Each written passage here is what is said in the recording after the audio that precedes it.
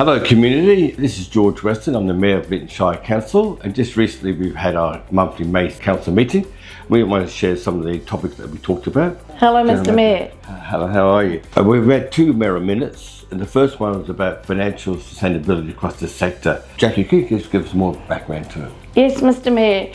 So councils across New South Wales and in fact across Australia have noticed a shrinkage in the amount of federal funding assistance for local government over the years. 1%. It used to be 1% and it shrunk down to just below 0.5% now. And local government is saying, you know, we deliver over close to 25% of infrastructure services on very little money, and we would like to see that brought back up to where it was before. So we've joined this campaign now after your Mayoral Minute to write to various politicians to say you really ought to be funding local government up to 1%. And to invest in us, we're saying at the name of the program. Yes, exactly, because we deliver so many important services for the community, from roads to playgrounds to swimming pools to waste removal. It's really important that all of that service gets supported by the federal government. They call it horizontal fiscalisation, is that right? Yes, so, and that's particularly embedded in the rationale behind financial sustainability grants. Is it recognises that the big cities have much more opportunity to raise their own revenue, for example from car parking. Parking fines, yeah, whereas smaller rural areas and rural locations like ours, we don't have that same opportunity. So instead of just giving everyone a share based on population, we want to see a greater share of the pie being given to rural towns so that we have the same opportunity for services as everybody else. Yeah, and that's involving roads as well, you know? Correct. That's right, yes. yeah, and so that's great. So we're doing that. That was the first Mayoral Minute. And then the second Mayoral Minute was in regard to the action plan that we combined with Dr. Gurr. Can you give more information about that? Yes. So we know through our community strategic plan that health services are a high priority for our community in Lytton. And we've been working on a collaborative care program ourselves to make sure that we can see improvements in that area.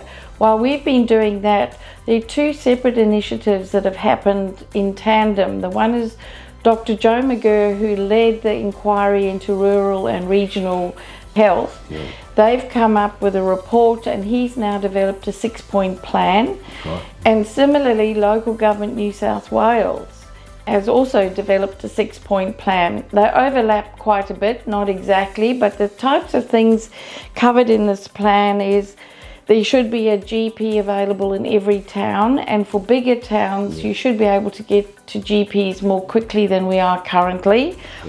They want to see birthing closer to home instead That's of important. people going very far to have their babies. They're all important. Yes.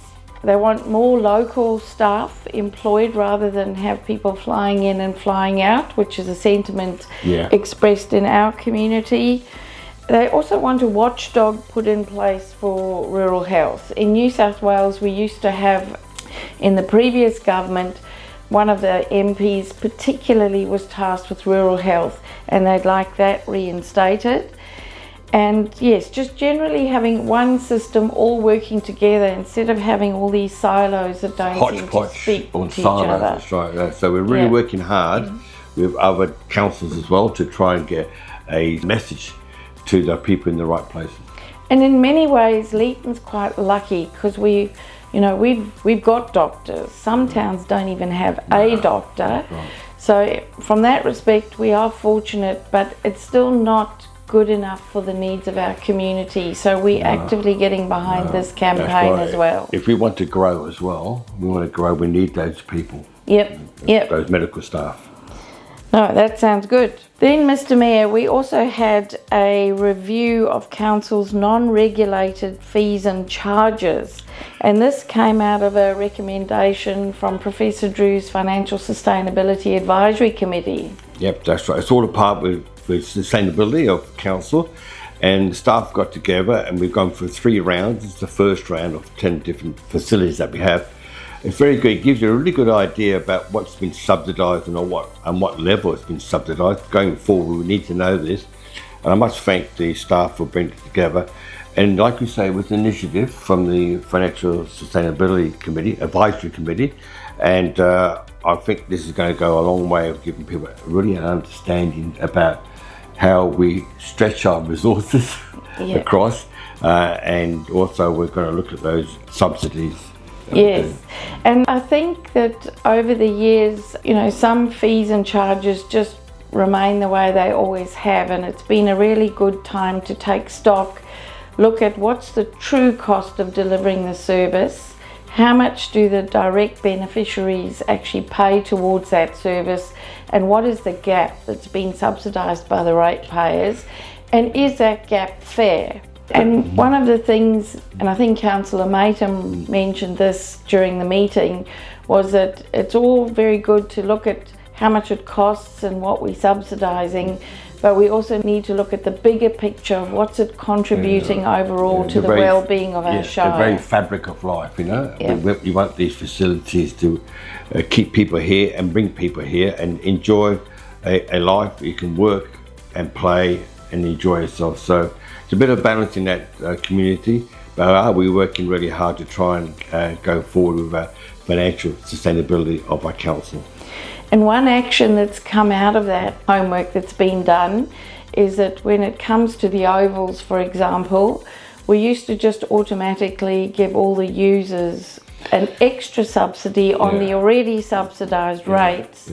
And as a result of the FSAC committee's work, we now ask people to actually justify the need for that extra subsidy. Otherwise, we're asking them just to pay the regularly subsidised rate. That's right. We also covered a plan of management for the Leeton Cemetery Reserve. Yeah, that's very important because we're getting towards the end of the current reserve, and we're going forward. We've got to look at expanding our cemetery, but we've got a plan, and that plan looks pretty good. It's very interesting. In New South Wales, there's a lot of Crown land, but we've got a great amount in Leeton. And the arrangements with Crown land has changed in recent years, whereby the government has said if council is running it, you can manage it under the Local Government Act, but you can only do that if you have a plan of management in place. So once this plan of management is endorsed by the Crown and then goes out for public engagement, that then gives council, I suppose, the framework in which it's allowed to manage that parcel of land under the Local Government Act. And the community will be consulted, of course. Yes, they will be down the track. It goes to Crown lands first. Then it's always exciting to have our community strengthening grant round. This month was very complicated with lots of councillors having to declare conflicts of interest. But yes, it was lovely to see the community supported. That's right, General Manager. There was 11 community groups came forward for their grants, and that will be going out to the public, that list of those 11 successful community groups for the grant they got.